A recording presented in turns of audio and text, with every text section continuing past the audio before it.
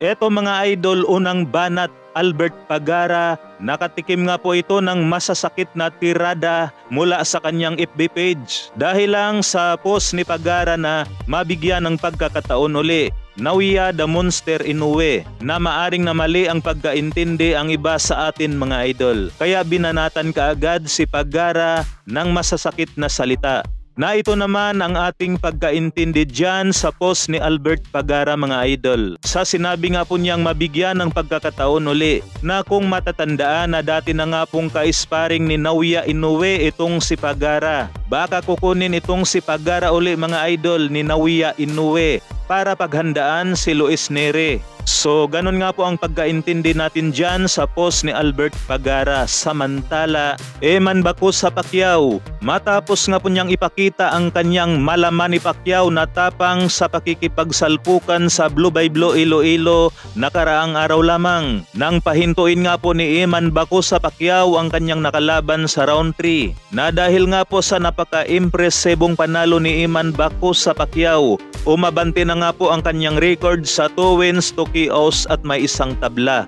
Diretso naman tayo sa ama ni Eman Bacosa Pacquiao na si pambansang kamao Manny Pacquiao. Na ito na nga mga idol, mismong si Boboy Fernandez na nga po ang nagsabi na babalik sa totoong salpukan si Manny Pacquiao. Na isang araw itong salpukan na matagal nang pinapangarap ng ating pambansang kamao. At mukhang World Championship ang lalabanan ng ating pambansang kamao sa kanyang muling pagbabalik sa ibabaw ng luna.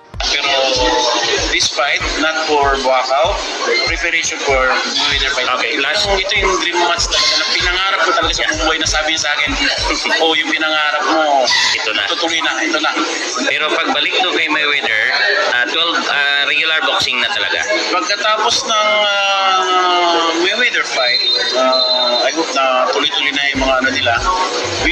Babalik tayo sa regular na laban talaga.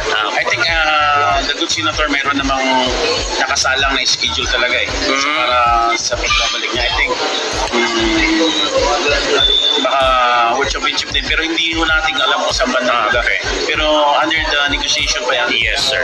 After the fight of Mayweather, sana okay na lahat, balik na tayo sa ibabaw ng ring. Okay. So, sa kabilang banda mga idol, base nga po sa post ni Janariel Cuadro Alas Casimero na may caption nga po itong "Let's go mga kagingging". Napakomento naman dito ang isa sa mga team Casimero na si Boss Rich Don na yan nga raw ang kanilang uniform para sa susunod na laban. Mukhang handang-handa na nga po ang kanilang team sa muling pagbabalik ni Cuadro Alas sa ibabaw ng luna dahil gawa na nga po ang kanilang isusuot.